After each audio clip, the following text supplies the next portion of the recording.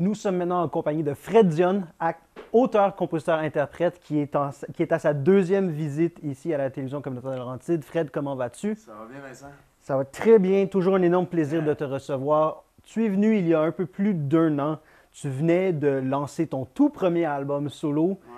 Tu es parti en tournée, tu en as fait la promotion. Quelles sont les retombées de ce premier album-là?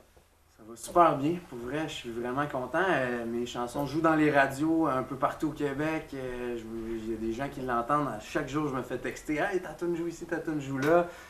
Fait que les radios, c'est sûr que c'est trippant. Puis les spectacles aussi, je suis vraiment chanceux. J'ai beaucoup de shows, je fais des premières parties, je me promène un peu partout.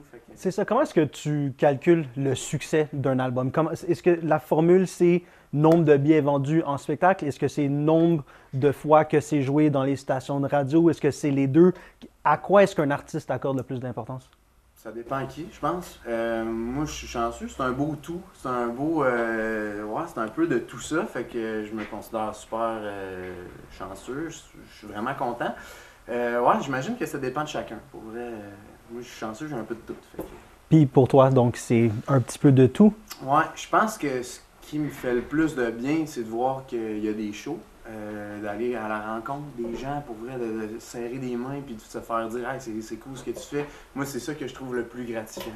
C'est ça, fait que c'est l'expérience en personne, c'est l'expérience en présentiel qui est la plus gratifiante et qui te garde accroché à cet art-là. Vraiment, puis tu sais, ça fait longtemps que je fais de la musique puis ça a tout le temps été ça pour moi. Genre, je sais que mon chemin va se faire à travers le live, tu sais, les spectacles, puis rencontrer le monde pour de vrai. C'est de même que je trouve que c'est le plus touchant, qui se passe le plus, que l'énergie se transperce. Tu sais, il y a quelque chose qui se passe en personne.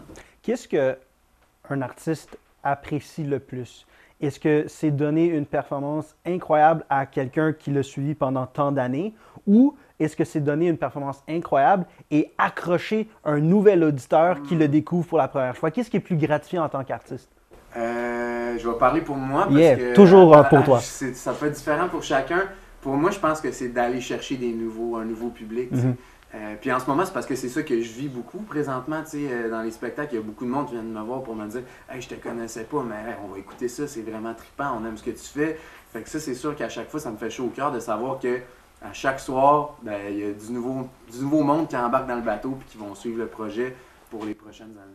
Puis une chose qui est extrêmement utile pour tous les artistes pour se faire connaître plus largement, c'est de partir en tournée, c'est de collaborer avec d'autres artistes. Ouais. Et là, je crois, la tune Le Nord Bar, c'est une collaboration de beaucoup d'artistes country. Comment est-ce qu'un projet comme ça est mis sur pied, conceptualisé, puis est mené à bout? Parce que ça doit être très compliqué. C'est compliqué, il y a de la logistique derrière ça, mais ça à la base, parce que Nord Bar, c'est une chanson, mais c'est aussi un album. On s'est retrouvé une gang de chums à écrire un album collectif l'hiver passé. Puis ça a commencé justement en étant amis, en se croisant dans des événements.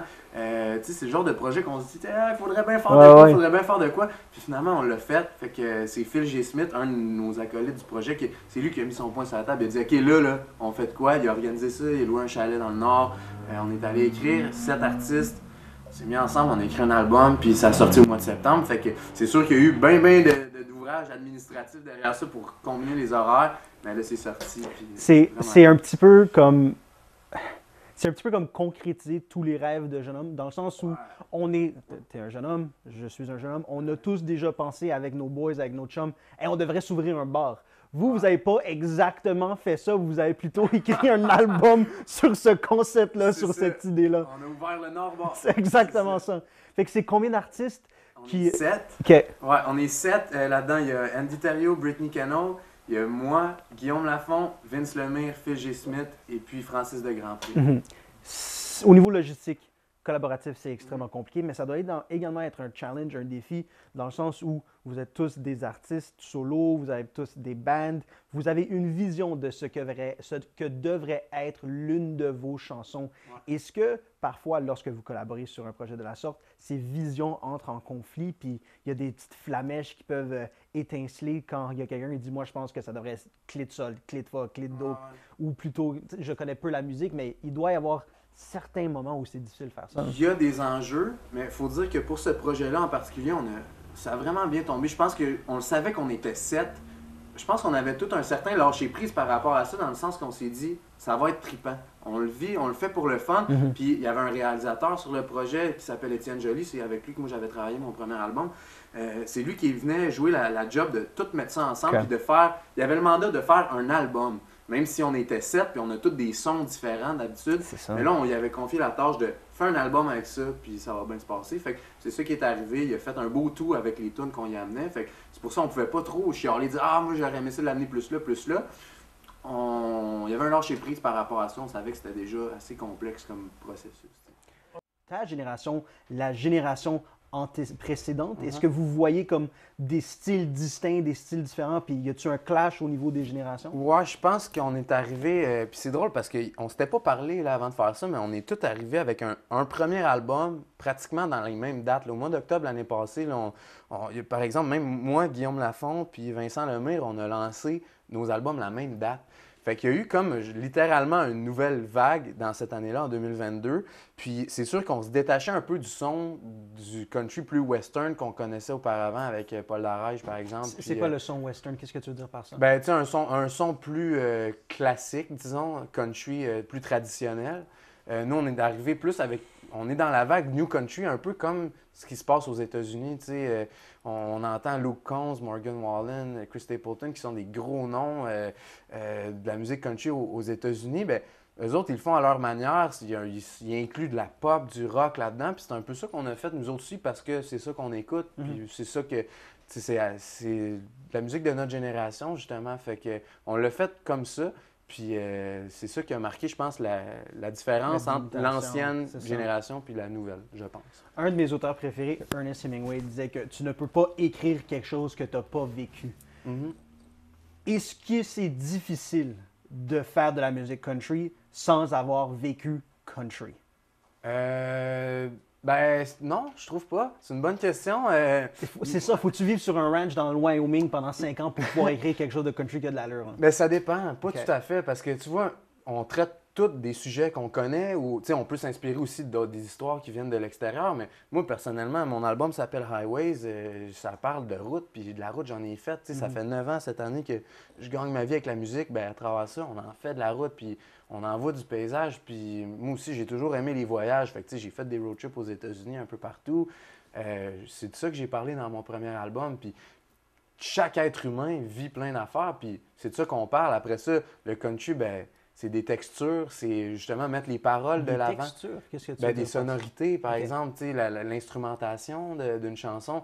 Moi, c'est ça qui rend ça country. Après ça, on peut bien en faire. Tu sais, j'aurais pu faire les mêmes chansons en version jazz si j'avais voulu. Moi, ce que Ok. j'écoute puis ce que j'avais envie de faire, c'était de la musique country, tu sais, tirer du folk avec des sonorités de blues puis de bluegrass. Fait que moi, c'est vers ça que je suis allé, mais après ça, même si j'ai pas vécu sur un ranch au Wyoming, ben, ça se prêtait super bien aux textures que j'ai apportées. Puis il faut dire que moi, tu sais, j'ai toujours joué de la guitare acoustique. Ma famille vient d'Abitibi puis du Saguenay. C'est dans mes racines aussi. Fait que il y a un petit mélange de tout ça qui a fait en sorte que c'est ça que j'ai décidé de faire. J'aimerais parler un petit peu de la parabole de l'artiste qui vit difficilement. Parce Mhm. qu'il y a beaucoup d'artistes qui disent, afin de créer, il faut vivre avec peu. Il faut Ouais. vivre difficilement. L'artiste qui struggle, c'est l'idée des artistes qui vivent que pour l'art. Ils disent que c'est dans ces conditions-là que la créativité vit vraiment le mieux. Mm.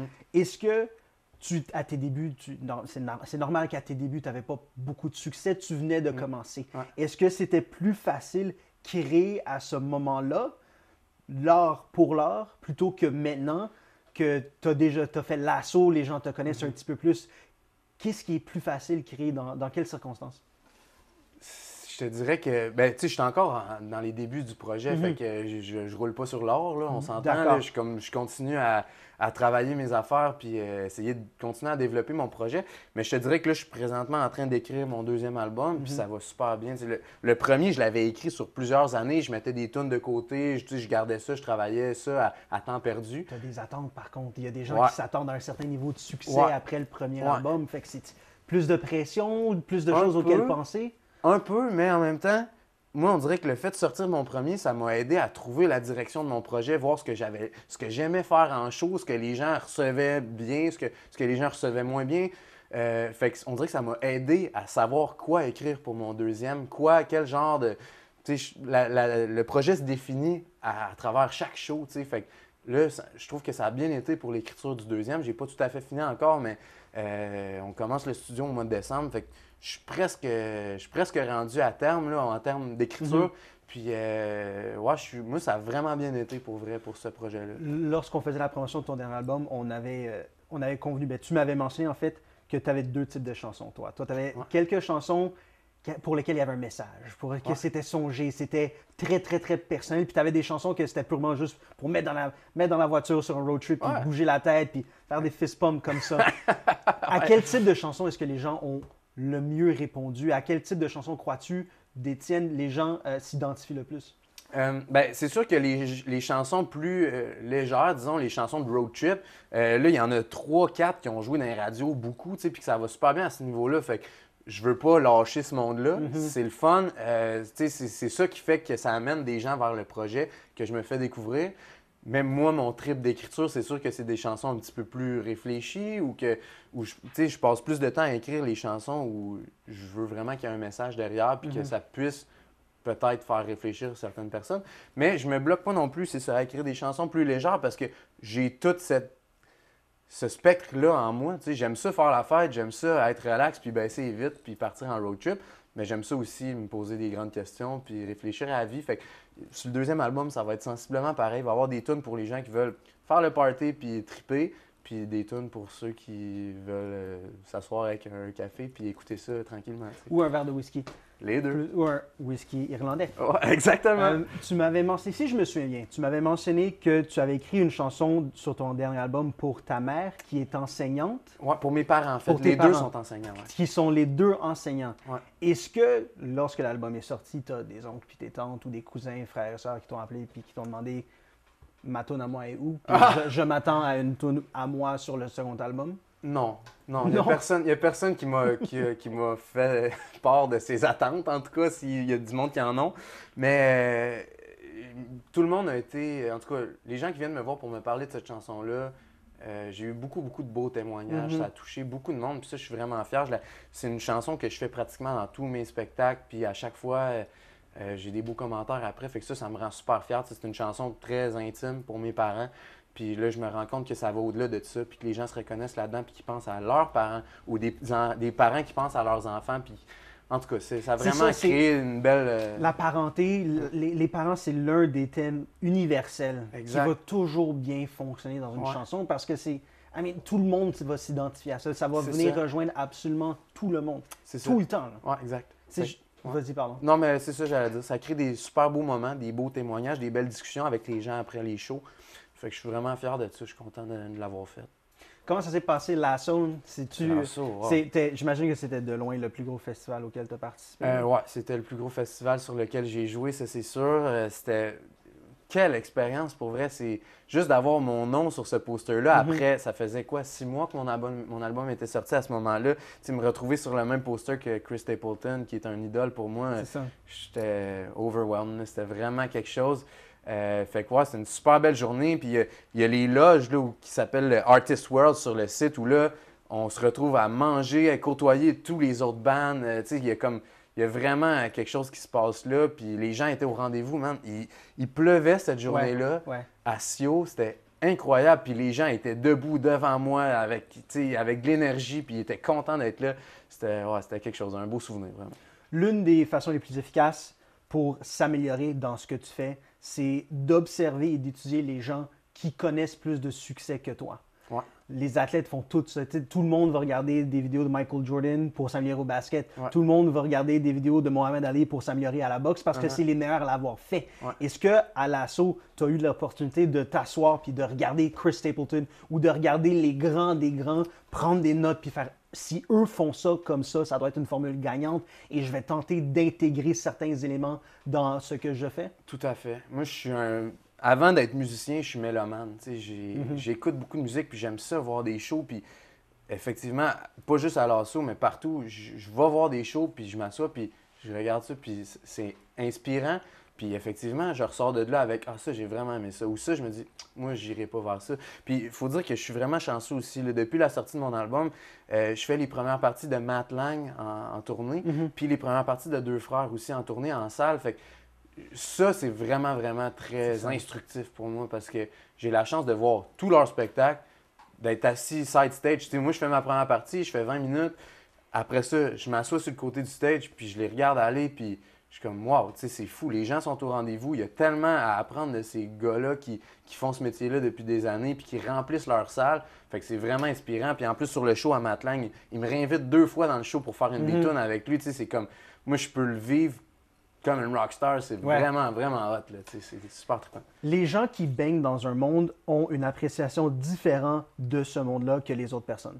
Dans le sens qu'un écrivain qui lit Hemingway va apprécier différemment ce que Hemingway fait que quelqu'un qui lit juste des Lucky Luke. Je comprends. Est-ce que toi, tu apprécies la musique différemment parce que tu en fais tous les jours que moi, je l'apprécierais? Peut-être. C'est sûr, j'ai probablement un regard un peu plus critique. C'est ça, exactement. Parce que tu vois les petits détails beaucoup plus que moi, je les verrais. Là. Peut-être, c'est ça. C'est sûr que ouais, je suis le genre de gars qui porte un regard critique puis que j'aime la bonne musique. Tu sais, j'aime la musique qui est bien faite, qui est bien réalisée, qui est bien écrite. Mais en même temps, il y a d'autres choses qui sont bonnes. Moi, à partir du moment où ça rejoint des gens, puis que les gens sont touchés, émus, heureux, peu importe, que ça procure une émotion, puis que le monde trippe, puis qu'ils sont au rendez-vous, ben j'ai du respect pour ces gens-là parce que je trouve ça beau, je trouve ça le fun, ce partage-là. Mais c'est sûr que quand moi j'écoute de la musique, ben, je suis plus picky, disons. Mais Bien sûr. Ouais, c'est ça. Fait que je veux pas trop me fermer là-dessus. C'est ça. On a parlé au tout début de l'entrevue des différents types de gratification. Vente de billets, nombre de fois que la tune joue à la radio. Mais j'ai l'impression, puis je tente de rattacher ça un petit peu à l'actualité, la plus grande gratification d'un artiste, il ne la verra jamais. Dans le sens où tu ne verras jamais les gens qui vont s'exprimer sur comment tu as changé tu as changé leur vie tant que tu n'as pas quitté cette vie-ci. Puis là, je parle de Carl Tremblay qui nous a quittés hier, une tragédie. Il s'est battu contre le cancer pendant des années et des années. Ouais. À Mirabel, il a donné une performance, je pense que pendant qu'il était en chimio. Donc, il s'est battu de façon incroyable. Ouais. Et maintenant, lorsqu'il nous quitte, on peut voir à quel point il a largement affecté la population québécoise. Et ça, malheureusement, il ne l'a pas vu. Il s'en doutait un petit peu, j'imagine, mais il ne l'a pas vu concrètement. Est-ce que, en tant qu'artiste, c'est quelque chose avec lequel vous êtes capable de dealer, de savoir que mon impact complet, je ne le verrai jamais? Bien, c'est pas tout à fait vrai qu'on le verra jamais parce que on se le fait dire, on a la chance de... Tu sais, moi, je sors après les spectacles, puis je vais voir les gens, puis on prend un verre ensemble, puis on serre la main. Tu sais, je prends le temps de jaser à tous ceux qui ont envie de jaser après les shows, puis les gens nous le disent quand ça fait une différence dans leur vie, la plupart du temps, tu sais. Fait que c'est vraiment touchant, ça, de le vivre. Puis je pense que par rapport au Cowboy puis à Carl, surtout depuis sa maladie, les gens ont été au rendez-vous. Ils ont témoigné de leur amour pour les Cowboys. On l'a vu, ces plaines d'Abraham l'été passé, tu sais. C'est des moments magiques. Ouais. Puis je pense qu'il a été chanceux pour ça. Les gens leur ont fait sentir aux Cowboys qu'ils ont changé bien des vies. Puis que ça fait des années, ça fait 20 ans, 25 ans qu'ils sont là. Ça a été un monument au Québec. C'est des légendes. Puis je pense qu'ils ont eu leur dose d'amour. Je pense que c'est sûr que là, aujourd'hui, on le réalise encore plus avec tous les témoignages qu'on voit sur les réseaux sociaux, à la télé, à la radio. Fait que les Cowboys, c'est vraiment spécial, mais à plus petite échelle. Après chaque spectacle, il y a tout le temps du monde qui vient nous dire qu'ils sont contents, puis que tout le monde a une histoire par rapport à telle tune ou justement tel événement. Fait qu'on est chanceux quand même, on le vit un peu au quotidien. Il y a des témoignages qui arrivent à nous.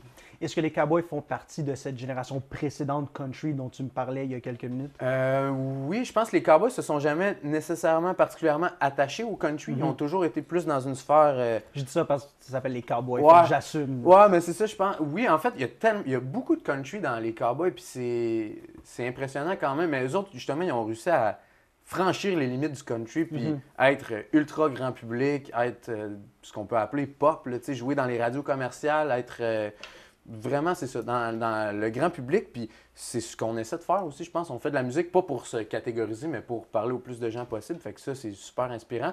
Mais c'est ça, quand je parlais génération de country, je pense pas aux Cowboys fringants parce que il était pas juste dans la gang du country, il était pour tout le monde. Il était là avec tout le monde. J'adore le fait que tu me parles de gang de country. C'est vraiment comme une belle communauté tissée, serrée au Québec. Tu m'as dit une dizaine d'artistes, une dizaine de bandes que vous côtoyez régulièrement. Puis, comme tu l'as dit, je pense que ça nivelle vers le haut. Tu veux pas, tu passes tellement de temps avec quelqu'un, tu vas naturellement être imbibé de ses qualités. Tu vas voir les trucs qu'il fait. Puis ça revient un petit peu à ce qu'on disait sur étudier la compétition, right? Fait que c'est passer autant de temps avec les gens qui font la même chose que toi, mais qui sont capables de le faire un petit peu différemment. Ça doit être uniquement bénéfique pour ton art. Exact. C'est full inspirant, puis c'est motivant aussi. Tu sais, on est une gang de jeunes, on se serre les coudes, puis je sais que si, par exemple, Guillaume Lafont ou Vince Lemire ou Francis de Grandpré sort une toune, elle va être bonne. Fait que ça me donne le goût de sortir une bonne toune. Moi aussi, tu sais, je vais pas botcher ça. Je vais avoir envie que ça soit bon. Tu réponds à ma question, puis si tu veux, on le coupera. Ça va être qui le Justin Timberlake, le premier à faire? Je vous parle plus, moi je m'en vais solo, puis je parle plus à personne, puis c'est juste mon album. J'ai pas le feeling, dans notre gang, dans notre garde rapprochée, j'ai pas le sentiment que personne de ce groupe-là va dire « Hey, moi, ciao, bye, c'est fini. » C'est ça, c'est vraiment une belle équipe, on est ici serré, puis c'est le fun pour ça. Fait que j'imagine qu'ils vont être là lorsque tu vas lancer ton second album. Ouais, ben je le souhaite. Pas mettre de pression, mais on commence à l'écrire, on commence à le produire. Combien de temps à peu près on peut savoir avoir ça? Ça va sortir en 2024. En tout cas, les premières chansons du projet du deuxième album vont assurément sortir dès l'hiver 2024 ou le printemps maximum. Comme je disais, je commence le studio au mois de décembre. On étire le studio jusqu'au mois de mars. Fait que ça, c'est la période que j'ai pour enregistrer l'album. L'écriture des tunes est presque finie. Fait que en 2024, il y a du nouveau matériel qui va arriver, c'est sûr. Je présente une nouvelle composition qui va se trouver sur le deuxième album. Ça s'appelle Nashville.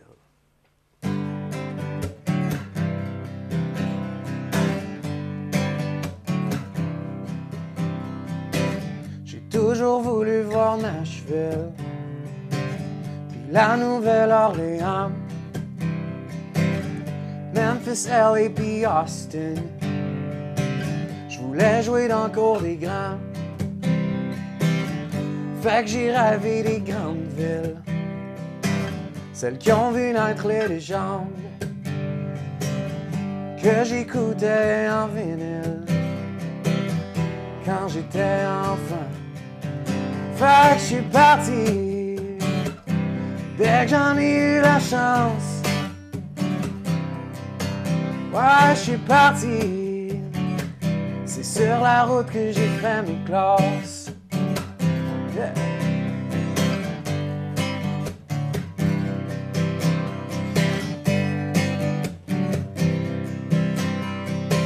J'ai fait du chemin depuis le temps où on traînait dans les parcs. On amenait 2-3 guitares, puis chacun un six-pack. Chaque soir jusqu'à trop tard, moi pis mes vieux chums, on se prenait pour des stars, on passait pour des bums. Fait que je suis parti dès que j'en ai eu la chance. Ouais, je suis parti, c'est sur la route que j'ai fait mes classes. Quand j'ai tout vendu, j'avais à peu près rien. À l'époque, on me disait que j'étais né pour un petit pain. Mais pour me botter le cul, y a pas meilleur moyen. Je sais qu'avec un projet, un gars peut faire son chemin. Fait que je suis parti dès que j'en ai eu la chance. Ouais, je suis parti. C'est sur la route que j'ai fait mes classes. Yeah, je suis parti dès que j'en ai eu la chance. Ouais, je suis parti. C'est sur la route que j'ai fait mes classes. Yeah.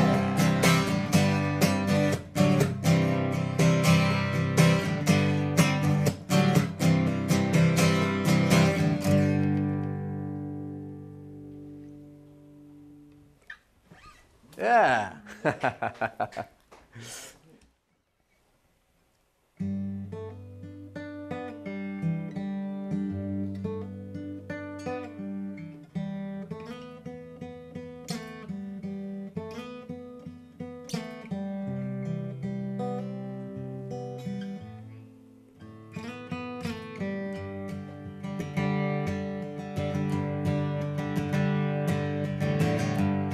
mon père partir de ses mains. J'ai vu ma mère en prendre soin. Je les ai vus sans faire pour rien. Je les ai vus travailler trop, avoir le poids du monde ses épaules. Je les ai vus toujours faire mieux pour faire des heureux. Mais eux, ils font tout pour qu'on soit bien. On a beau dire ce qu'on veut, semble qu'il serait dû pour du temps pour eux.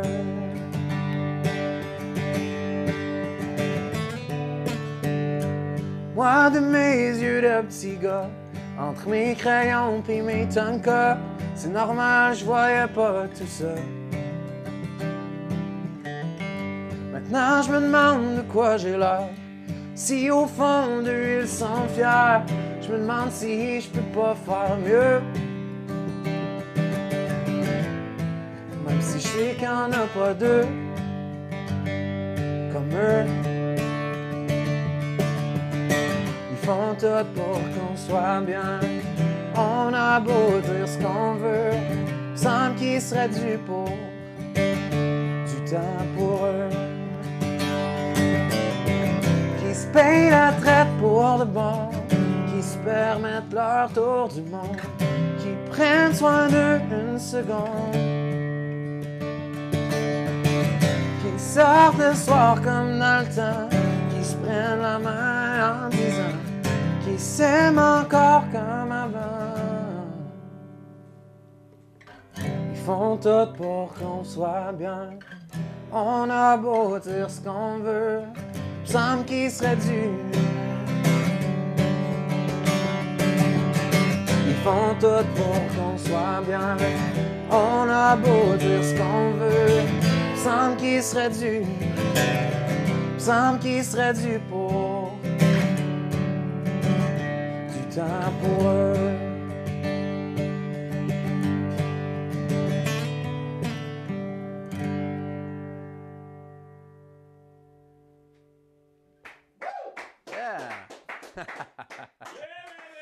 Merci beaucoup les boys.